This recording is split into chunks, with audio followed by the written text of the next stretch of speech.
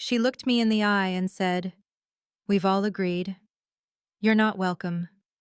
I had spent over $15,000 making my sister's wedding possible, and now I wasn't even invited. If you've ever given your all and still been told you're too much, this story is for you. Let me show you how I stopped chasing approval and chose peace instead. I've always been the grounded one, the planner, the voice of reason in a family that ran on feeling more than logic. My name is Anna Monroe. I'm 35 years old, a senior financial advisor at a boutique firm in Boston, and I've spent most of my life trying not to take up too much space, while somehow still holding everything together. My mother, Evelyn, is the kind of woman people describe as strong-willed, though what they really mean is controlling. She has opinions, loud ones, on everything from fabric choices to life partners. My younger sister Rachel is her opposite in nearly every way. Where our mother is rigid, Rachel floats. She's a visual artist, a freelancer who lives in a converted studio apartment filled with canvases, paint-splattered clothes, and candles that smell like sandalwood and lavender. She creates soft chaos wherever she goes, and for as long as I can remember, I've been quietly cleaning up after it. That isn't a complaint. Not entirely. There's always been a part of me that admired how Rachel moved through the world, uninhibited, romantic-free. I was the one who learned how to do our taxes in high school. She was the one who painted birds on her bedroom ceiling. I was the one who stayed home to care for Mom when Dad had surgery. She was the one who flew to Paris on a whim because she felt like she needed the colors there. Our mother doted on her as if that recklessness was proof of something divine. I was simply so practical, which is another way of saying I could be counted on, but rarely celebrated. Rachel's art career has always been more aspiration than income.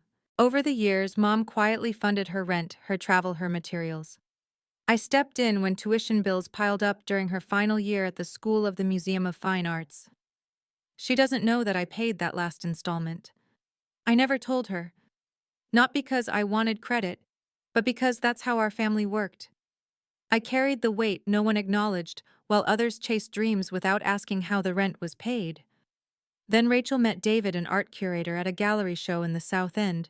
He was tall, articulate, the kind of man who wore linen without looking like he tried too hard. They fell fast. I could see why. He listened when she spoke about brushstrokes and light and didn't flinch at the mess she left behind her. He made space for her. I liked him for that. When they got engaged, Rachel called me first. "Anna?" She shrieked over the phone, her voice almost breaking with excitement. He proposed, "You have to be my maid of honor. I can't do this without you." For a second, I just stood there in my kitchen, holding a spatula over scrambled eggs that were now burning. I felt tears well up before I even answered. "Of course," I whispered. "Of course I will." And I meant it.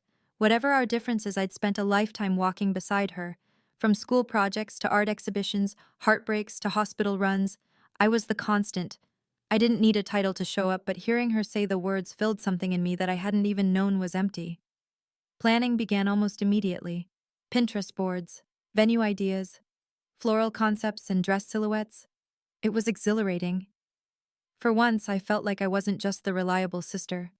I was part of something beautiful and shared. Every Saturday, we'd meet at cafes and sketch out timelines in spiral notebooks. She doodled in the margins. I budgeted costs and called vendors. Then one Thursday afternoon, Mom sent a group text. "Clayton Hotel is booked for July 15th. I've placed the deposit already." They had a last-minute cancellation and I seized it. Such good luck! I stared at the message for a long moment. Rachel replied almost instantly. "Wow, that's amazing, Mom. Thank you." It caught me off guard. Rachel and I had just spent the weekend touring venues. We'd been leaning toward a garden ceremony at the Larchwood estate, more intimate, less sterile. Clayton Hotel was beautiful, yes, but also expensive and commercial. Not at all, Rachel. I texted Rachel privately. "Did you know about this already?" she responded. "Not really, but Mom was excited and it is a good place. Maybe it's easier this way." Easier for whom I didn't reply right away. I told myself it wasn't a big deal, that maybe Mom was just being efficient, that this was still Rachel's wedding and I'd find my place in it. But something small and sharp lodged itself inside me that day, an unease I couldn't name. It wasn't just about the hotel, It was about being bypassed again. About watching the story change mid-sentence and realizing I was the only one who noticed the rewrite. I smiled through it, though, like always, because that's what you do when you're the practical sister in a family full of dreamers. You hold the scaffolding in place, even when no one looks up to see who's holding it. I don't remember when the shift began. It wasn't a single moment, more like the slow loosening of a knot you didn't realize was holding everything together. One day I was texting Rachel about bridesmaid dress colors, and the next I was no longer in the loop at all. It started subtly. A few decisions made without my input. A new vendor here, a florist there. Our once busy group chat, the one where we'd shared cake tasting photos and silly Pinterest fails, went oddly silent. I assumed it had just quieted down. But then one afternoon I saw a notification pop up at Megan Chase tagged you in a photo. I opened Instagram. There they were. Rachel, Mom, and Megan. Inside a softly lit bridal boutique, champagne flutes in hand, smiling like everything was exactly as it should be. My mother was holding the train of a gown, Megan adjusting a sash. The caption read, "She found the dress, couldn't have picked a better crew to help." Say yes, bridal bliss. I froze. My thumb hovered over the image, my heart dropping before my brain could catch up. The boutique's name, White Fig Bridal, was familiar. Rachel and I had talked about going there. It was our someday spot since college, when we used to joke about veil lengths and aisle songs over boxed wine in my dorm room. We were supposed to go together. I texted her immediately. "Hey, did you already go dress shopping?" A pause. Then, "Yeah." It kinda happened fast. Mom booked an appointment and it turned into the real thing.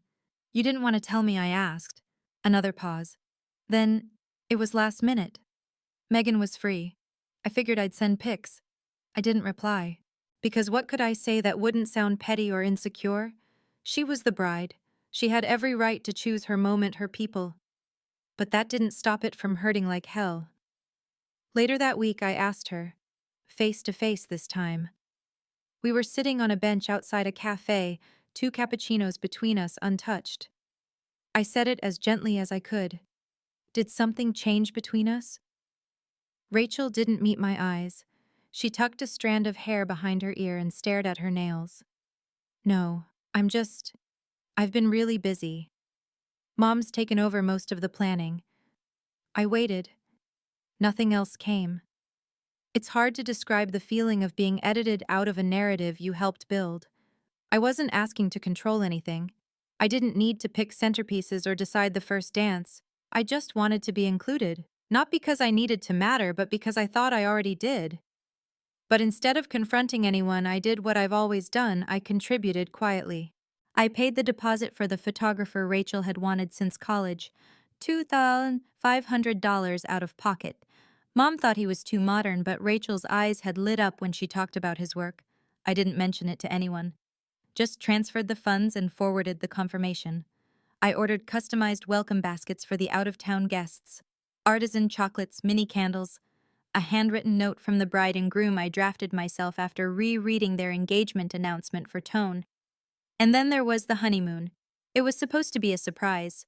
Rachel had always talked about Bali. The colors, the light, the stillness. I found a private villa near Uluwatu, with an infinity pool that faced the ocean. I booked first-class flights, a private driver, and even arranged a sunset sailing trip with a local chef on board. It cost me $8,600. Every dollar felt like a love letter. I told myself that once the wedding was over, this awkward distance between us would dissolve. That we'd look back on this chaotic season and laugh about Mom's bridezilla tendencies over wine in Rachel's new apartment. But part of me already knew something had shifted that might not shift back. What haunted me wasn't just being left out, it was how easily it seemed to happen. No questions, no hesitation. Just a quiet replacement of roles, like I was a placeholder someone finally realized they didn't need. And still, I stayed silent. Because when you've spent your whole life proving your worth in the shadows, it becomes second nature to wait for someone else to turn on the light. The text from Rachel was short, almost too casual. "Hey, can you come by Mom and Dad's on Thursday evening? Around 7. I think we need to talk." There was no context, no warmth, no clue what I was walking into. Still, I said yes, because somewhere deep down, I thought this might be the moment. The one where she'd notice how far we'd drifted and try to close the gap. The one where she'd tell me she missed me, where we'd remember who we were before all this noise. Thursday came. I drove through the quiet streets of our childhood neighborhood, past the oak tree where we'd built a swing past the mailbox Rachel had painted with sunflowers when she was 13. I parked in the same spot I had parked 100 times before. But that night, everything felt off. The porch light was on. The door creaked open before I could knock. Mom stood there in her favorite silk blouse, the one she wore when company came over, or when she wanted to look polished but intimidating. "We're in the living room," she said without a hello, and turned before I could respond. I stepped inside. Dad was seated in his usual armchair, eyes fixed on the floor. Megan, somehow already perched on the edge of the love seat, offered me a smile that didn't touch her eyes. Rachel sat beside her shoulders, tense hands folded tightly in her lap. She didn't look up. No one offered me a seat. I stayed standing. "What's going on?" I asked, trying to keep my voice neutral.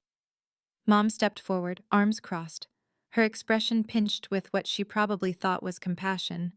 "There's something we need to talk about as a family." I glanced at Rachel, then back to Mom.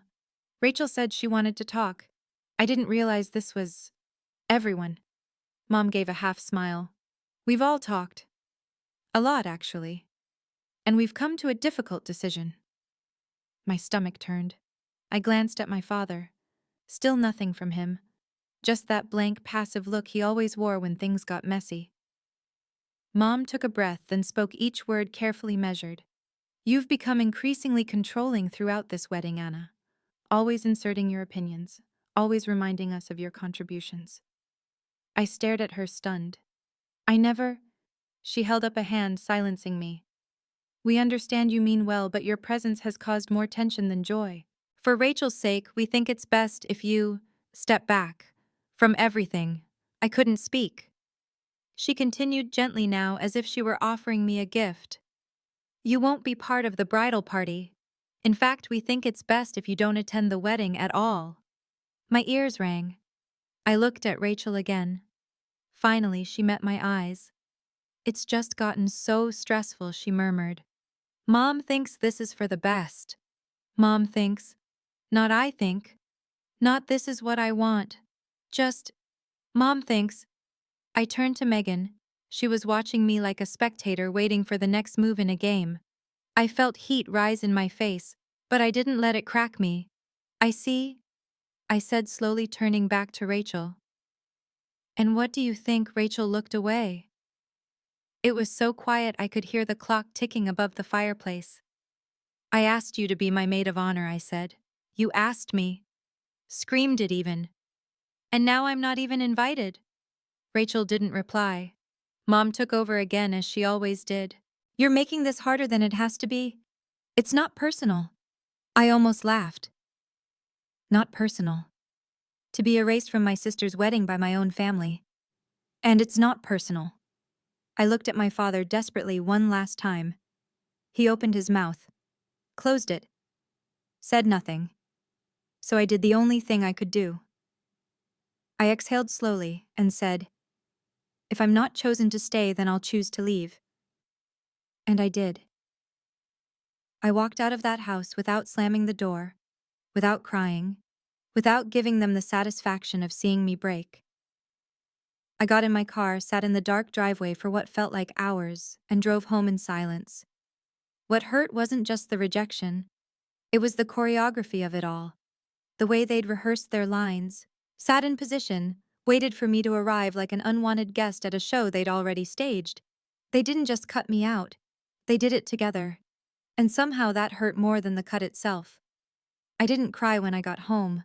I didn't scream or throw things or drown myself in a bottle of wine, though part of me wished I could. That kind of theatrical release would have made sense, maybe even felt satisfying. But instead, I just stood in the doorway of my apartment in the dark, keys still in hand, coat still on, and listened to the silence. It was the kind of silence that doesn't soothe, it exposes. Every memory, every question, every what if, echoed louder inside it. Eventually, I moved. I turned on one light, made a cup of tea I didn't drink, and sat at the kitchen table with my laptop, a blank spreadsheet open in front of me. I started listing everything. Photographer deposit, $2, $500. Welcome baskets for out-of-town guests, $840. Calligraphy for name cards, $300. Florist, upgrade. Rachel's preference, not mom's. $1, $100. Gift for bridal shower. Rachel never opened it in front of me, $250. Dress alteration refund for one bridesmaid covered discreetly, $180. Honeymoon package, $8. $600. I kept going. The numbers added up faster than I expected. A few hundred here, a few thousand there. I'd paid for things quietly, efficiently, without fanfare. Like always. The total stared back at me, $15,430. All of it for a wedding I'd been formally uninvited to. And not just uninvited, removed. Like I was a glitch in the program someone had finally debugged. Around 200 OM, I opened the email from the travel agency. The honeymoon itinerary still glowed like a dream. First-class flights, private oceanfront villa, sunset dinners. A handwritten note from me to Rachel and David tucked into the welcome packet they'd never see. I hovered over the cancel trip button. My hands trembled, but not from sadness. From clarity. They didn't want me there. Not at the wedding, not in the pictures, not in the story. So what was I doing underwriting it? Click, a confirmation window. Click, an automatic refund email pinged into my inbox. Next, the resort. I canceled the villa, the couple's massage, the guided waterfall hike Rachel once told me she dreamed of. Click, click, gone. Then I called my bank. Hi, yes, I said, voice steady. I need to lock my card ending in 02114. There may have been some unauthorized charges recently. It wasn't exactly a lie. I hadn't given my mother my card information, not directly, but she'd somehow used it for upgraded linens and those last-minute custom favors she insisted the wedding couldn't do without. I'd seen the pending transactions. I asked to dispute the charges, set up a new card, change the delivery address. By 3:45 a.m., I had canceled every financial tie I had to the wedding. The apartment remained quiet around me. I hadn't turned on music or called anyone. I didn't want comfort. I didn't want pity. I just wanted clarity. And for the first time in months, maybe years, I had it. I stared at the screen again, at the refund confirmations, at the list of what I'd given. Not one line said Rachel asked. Not one entry said they expected it. All of it, every dollar, had been my choice. That realization hit harder than any of Mom's cold silences or Rachel's shrinking presence. I had chosen to pour into people who never made space to hold me in return. I closed the laptop, drank the now cold tea, went to bed without brushing my teeth. And for the first time since the engagement announcement, I didn't replay how to make things right. I didn't draft apology texts I'd never send. I didn't wonder if maybe, just maybe, they were right about me being too much. Because I wasn't too much. I was just finally enough for myself. The message came in at 6:42 a.m., while I was still lying in bed staring at the ceiling, wondering how long I could stay horizontal before life demanded movement. Rachel, why did you cancel the honeymoon? I don't understand. You said it was a gift. Did I do something wrong? Please. I need to talk. I read it 3 times, my heart both racing and sinking. She didn't know. A second message followed, this time from David. David, we need to talk. Please. It's urgent, I responded with one word. When he replied almost immediately, today, noon, Café Mercado. She needs to see the truth. By the time I arrived, Rachel and David were already there. They were seated at a small round table in the back corner, away from the lunchtime buzz. David stood up when he saw me. Rachel didn't. She looked unraveled. Her hair was pulled into a messy bun, eyes swollen, her phone resting face down beside a tissue crumpled in her hand. Her coffee sat untouched. Hey, I said quietly. She looked up, and the pain on her face was raw. No more defenses, no curated smiles, no loyalty to a version of the story that made sense. I thought you were punishing me, she said, her voice small. For choosing Mom over you. For not speaking up. You thought I'd cancel a honeymoon out of spite, I asked gently. I didn't want to believe it, she whispered. But you never answered my texts.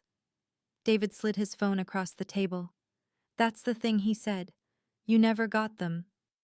Rachel picked up the phone and opened the Messages app. He tapped a thread labeled Anna and scrolled. I leaned in and froze. They weren't my messages. The tone was all wrong. The grammar wasn't mine. The spacing, even the emojis. It was like reading a stranger pretending to be me. Sorry, can't make it to the bridal tasting, work is insane. Hope Megan can fill in. Let Mom pick whatever cake she wants. I'm too busy to care. Can we not blow money on some weird honeymoon fantasy? Just go somewhere normal. I felt nauseated. Rachel's voice broke. I thought you didn't want to be involved. That you were annoyed. Disinterested. That maybe I didn't matter. Those aren't my words, I said quietly. David nodded. We figured it out last night. Your mother saved screen recordings of those fake messages on her tablet, probably to keep her story straight. Then we checked your phone, Rachel. She created a contact under Anna's name, but it was her number. She deleted every real message your sister sent. Rachel covered her mouth. She used your trust to isolate you, I said, trying to steady my voice. She made me look cold. And she made sure you'd never question it. Rachel started to cry. Soft, silent tears that shook her shoulders, but didn't need sound to make their weight known. I should have known, she whispered. But she's our mom. I just believed. David put an arm around her, but she didn't lean in. Instead, she reached across the table toward me. I need to see it, she said. I opened my bag, pulled out a folder.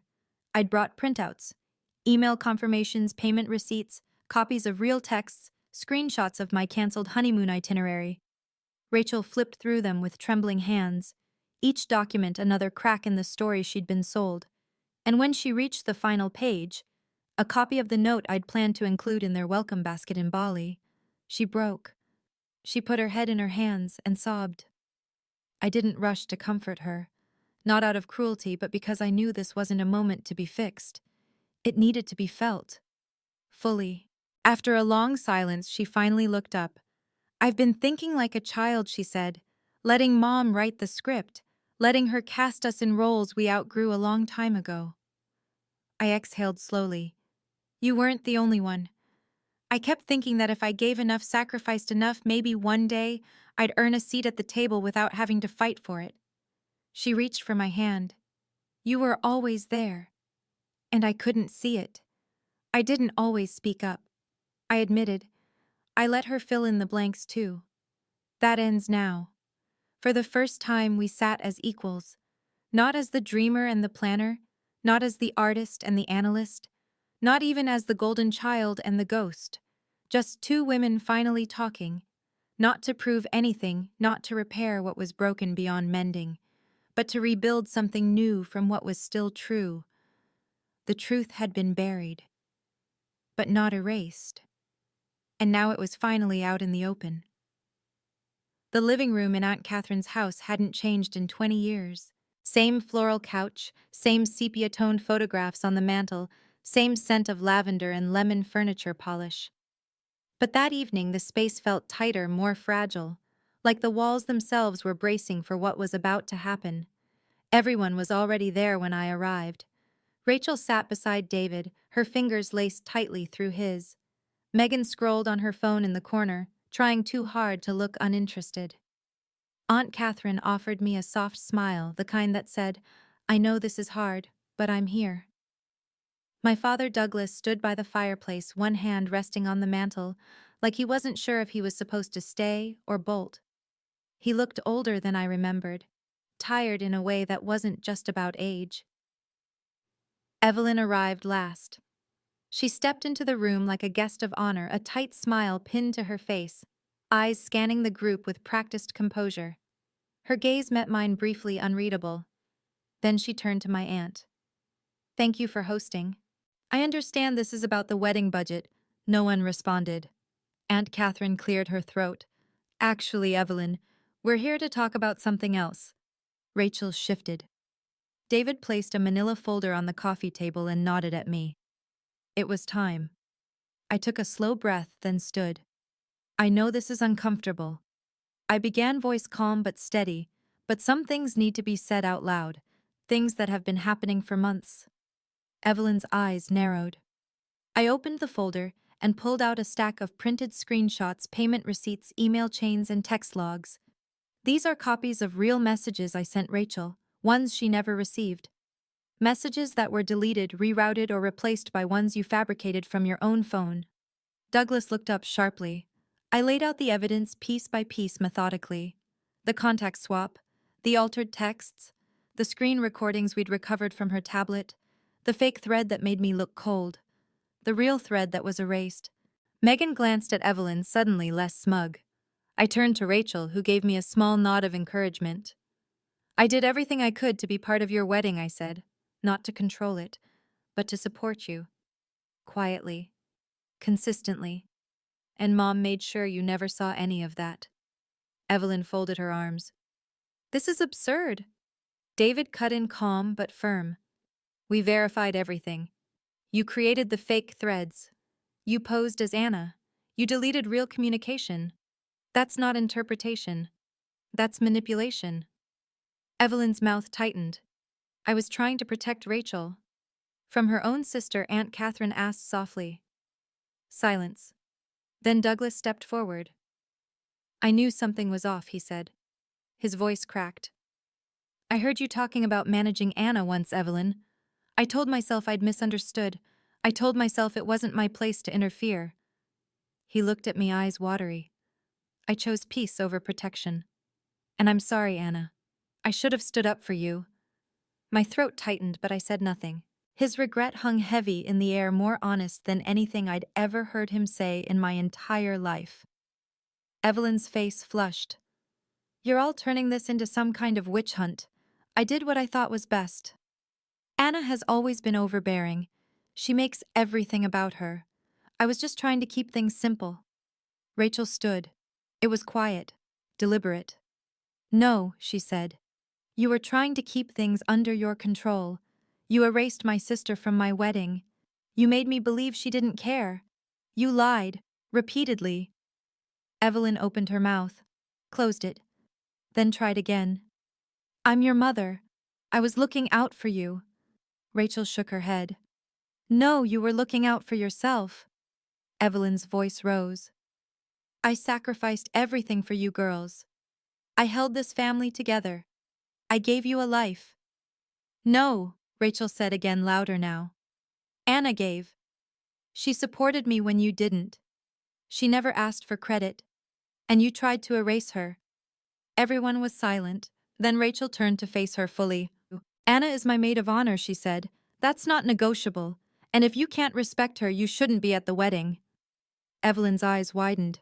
You're choosing her over me. I'm choosing truth over manipulation, Rachel replied. I'm choosing my sister, the one who actually showed up. Evelyn looked around the room, searching for someone to side with her. No one moved, not even Megan. Finally, Evelyn let out a bitter laugh, then dropped into the armchair as if the weight of it all had finally reached her spine. I see, she muttered. So this is how it ends. No, I said quietly. This is how it begins. Because families don't break in one day. They fray in silence, in the cracks between what's said and what's meant, between loyalty and fear. But healing starts the moment we stop protecting the lie and start telling the truth. The agreement wasn't pretty. It wasn't even particularly warm, but it was clear. Evelyn could attend the wedding, on the condition that she didn't plan, direct, or control any part of it. No vendor calls, no dress fittings, no last-minute venue changes, and above all, no comments about seating charts, color palettes, or how things used to be done. It wasn't an invitation to participate. It was permission to witness. To everyone's surprise, she accepted. Maybe it was pride. Maybe it was the realization that her usual tactics no longer worked. Or maybe deep down she feared what it would mean if the family moved on without her. As for me, I agreed to step back into the role of maid of honor. but this time with boundaries. I told Rachel calmly and without apology, I'll stand beside you. I'll support you. But I won't be coordinating funding or carrying this on my back. That's not the version of me you get anymore. Rachel didn't argue. She simply nodded, tears in her eyes. That's more than fair. We reworked what we could. Some plans were too far along to change. Others we adjusted to better reflect Rachel and David. Not Mom. It was messy, awkward, sometimes even tense. But it was real. And on the day of the wedding, the sun came out in that quiet, generous way that doesn't draw attention to itself. The venue, a renovated barn surrounded by wildflowers, felt more like Rachel than anything we'd discussed months earlier. She chose soft lavender tones and hand-painted her own table numbers. David wore a gray suit and smiled so big I worried his face might cramp. I arrived early wearing the sage green dress Rachel had picked weeks ago. Not the first choice, not the color Mom would have chosen, but it felt right. In the bridal suite, as I helped fasten the delicate buttons down the back of Rachel's gown, our eyes met in the mirror. There was no ceremony in our exchange, no grand declarations, just mutual recognition. She didn't say thank you. She didn't have to, because this wasn't a favor. This was two women reclaiming something they didn't realize they'd lost each other. I handed her the bouquet. She squeezed my hand, and that was enough. The ceremony itself was far from flawless. The flower girl refused to walk down the aisle. One of the groomsmen tripped on a step. Aunt Linda sneezed during the vows, but the laughter that followed wasn't the polished, performative kind. It was soft, honest, forgiving. Evelyn sat in the second row just as agreed. Her face remained composed, but her hands clutched her clutch too tightly. Her posture just a little too stiff. She didn't speak to me. I didn't mind. Later during the reception, I stood by the dessert table watching guests dance under a canopy of string lights. The DJ played some indie track Rachel loved. David twirled her with both hands. They laughed like the rest of the world had finally gone quiet. Rachel found me a little before the speeches. We sat on the low stone wall just outside the barn, away from the music, the people, the expectations. For the first time in years, there was no script between us. You know, she said softly, there was a long time when I thought I owed Mom everything. That without her, I wouldn't be where I am. And now I asked. Rachel looked at me, her voice firm but kind. Now I realized the person who really showed up, the one who made things possible even when I didn't notice, was you. I exhaled, not from relief but from release. I wasn't waiting for her to say that. I didn't need her to. But hearing it, sincerely, without prompt, felt like closure that didn't require a full stop. I didn't do it perfectly, I said. Neither did I, she replied. And we smiled. Not as sisters trapped in old roles, but as two women who had earned their way back to each other. The night ended without drama. Evelyn left quietly. No tears, no toast, no performance. Rachel and David danced their final song.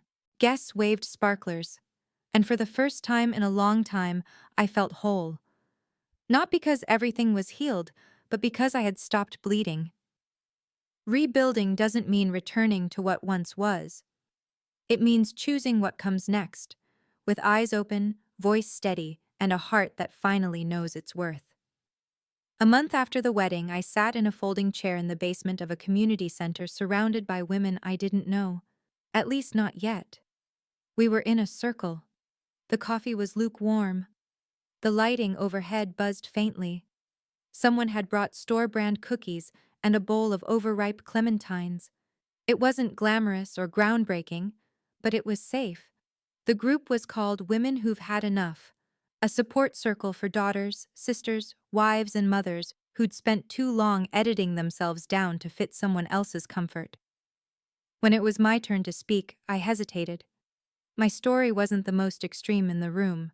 No bruises, no court orders, just a lifetime of being quietly erased in small, strategic ways.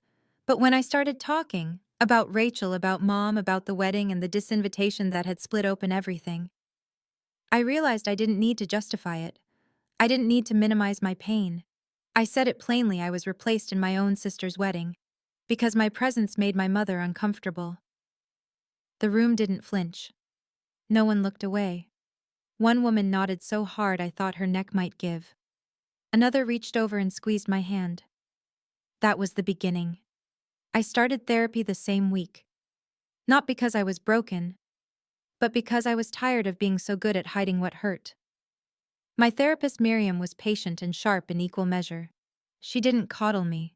She challenged me, gently, persistently, to ask better questions of myself.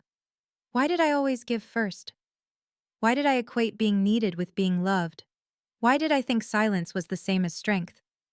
The answers didn't come all at once, but little by little I started to see the pattern, not just with my mother, but in every version of myself that existed in other people's narratives. The daughter who kept the peace, the sister who picked up the pieces, the woman who never asked for anything in return. I wasn't angry about who I'd been. I was just ready to become someone else, someone whole. 2 weeks after the group meeting, I got a letter in the mail. A real letter. Handwritten, on thick off-white paper I recognized from the art store Rachel loved. There was no apology in it, no flowery explanation, just honesty. She wrote, "You didn't stop being my sister when I stopped acting like yours. But you also didn't let that define you. That's what I admire most. I'm not asking you to go back to who we were. I'd rather get to know who we're becoming." I sat with the letter for a long time, folded, unfolded, reread it. It didn't fix everything, but it didn't need to, because it wasn't about resolution. It was about respect. She wasn't asking for forgiveness. She was offering recognition, not as her older sister, not as her safety net, but as a woman standing beside her, not behind. I still go to the group, not every week, but enough to keep me grounded. I still see Miriam too. We talk less about my mother now and more about what comes next. I've started painting again. Not for a gallery, just for me. The canvases line my apartment wall, messy and imperfect and mine. And when I think about that night sitting on the couch in my parents' living room, hearing my mother say, "We've all agreed. You're not welcome," I don't flinch anymore. Because she wasn't right. She was just wrong, loud enough for everyone to believe her, for a while. But not forever. Rachel and I text now. Not every day, but when it matters. She sends photos of her dog. I send her quotes from books she never finishes. We're still figuring it out. But for the first time, we're doing it as equals. The truth is, I didn't need the wedding to prove my worth. I didn't need an apology to feel whole. I didn't need an invitation to take up space. And neither do you. If you've ever been shut out by the very people you tried to hold together, just know you're not alone. Have you ever had to walk away from your own family just to protect your peace? I'd love to hear your story in the comments. And if this one touched something in, you don't forget to like the video, subscribe to the channel, and tap the bell so you won't miss the next story. Because sometimes the strongest thing you can do is walk away with your head held high.